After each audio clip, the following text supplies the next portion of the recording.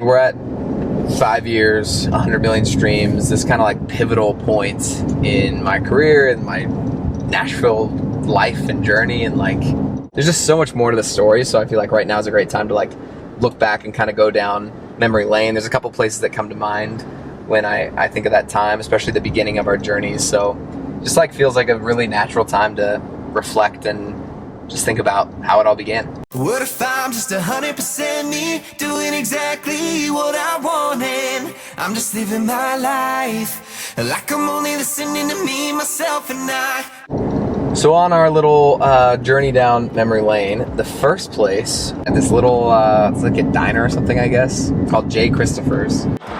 So like my mom being a good mom, she types in Nashville songwriting and finds this lady named Barbara, and we send her some songs. She's like, yeah, these don't suck, you have some like potential, and so why don't you guys come out and I'll just have breakfast with you. And it wasn't anything special or crazy, it was literally a singular breakfast, and we just went and hung out. Me, Jeff, and my parents came with me at the time. I think I was, what, like 19? That was really it. We didn't have any other plans. We didn't think it was gonna be some sort of launching pad. We didn't think that 5 years later or whatever, I'd be standing in the parking lot thinking of it as a seminal moment.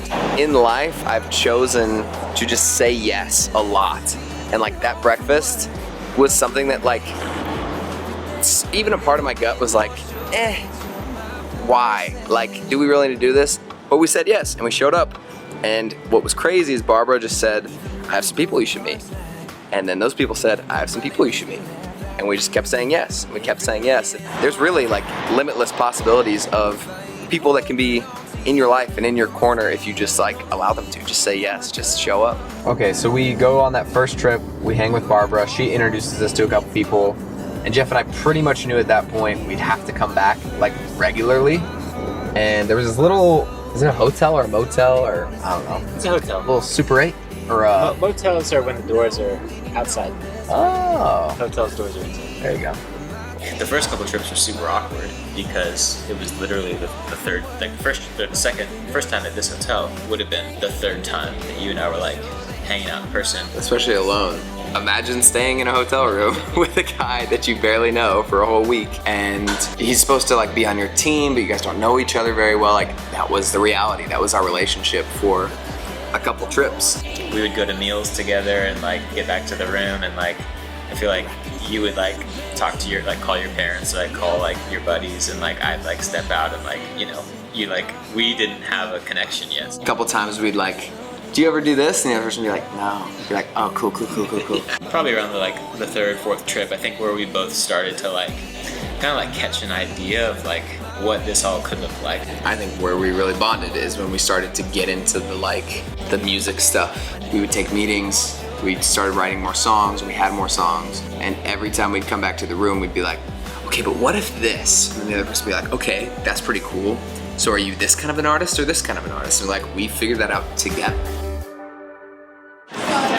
So the third stop on our little memory lane is these bars, Winners and Losers. I feel like it was either Barbara or somebody like that. Somebody suggested that you go to this thing called Whiskey Jam. And it was kind of the thing to do if you're in town. Jeff, me, and my mom went to Whiskey Jam. And then I feel like Tyler Rich and I somehow connected, and we started this conversation, and I accidentally ditched Jeff and my mom. I mean, saying yes to that Whiskey Jam led me to meeting Tyler, who asked me to move in with one of his buddies from New York, which led me to being roommates / next door neighbors with Tyler for a super long time. Through that, I got to play a bunch of shows with Tyler. Through that, he introduced me to Chris Lane, and I lied to Chris and said that I was gonna be in California, so like I said yes to this random, Denver. I was gonna be in Denver playing these shows, and we just kind of kept saying yes, and like that led to me getting my booking agency that I have now. That's how we play the shows that we do, and like on this side, it's really easy to be like, yeah, just say yes to everything.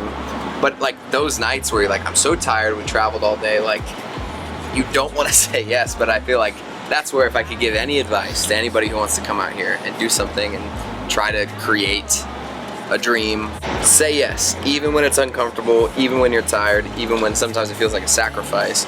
You never know, like that singular yes could be traced back to like so much later on. The road that we've been on is crazy. And if I've learned anything, it's that it's not what you think it's gonna be.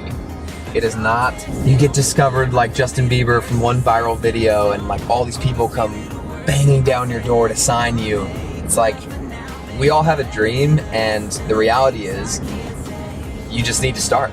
You just need to say yes. Like, it was flying out to Nashville, meeting my manager for the second time with my parents in a diner with this random lady who we barely knew, and saying yes to things, staying in the little Sunnyside Inn. But if you stick with it long enough, the cool part is when you hit 100 million streams, that's what makes it all worth it. That's what that climb and that grind and that like mindset of saying yes feels so good now with hindsight. And I'm excited because there's so many more yeses and trials and failures or whatever out ahead of us, and I feel like we are in a really, really fun spot in my life, my career, in our life, in our career, where we can take everything from Jay Christopher's to now and apply it and continue to move forward and you know, push for the stadium.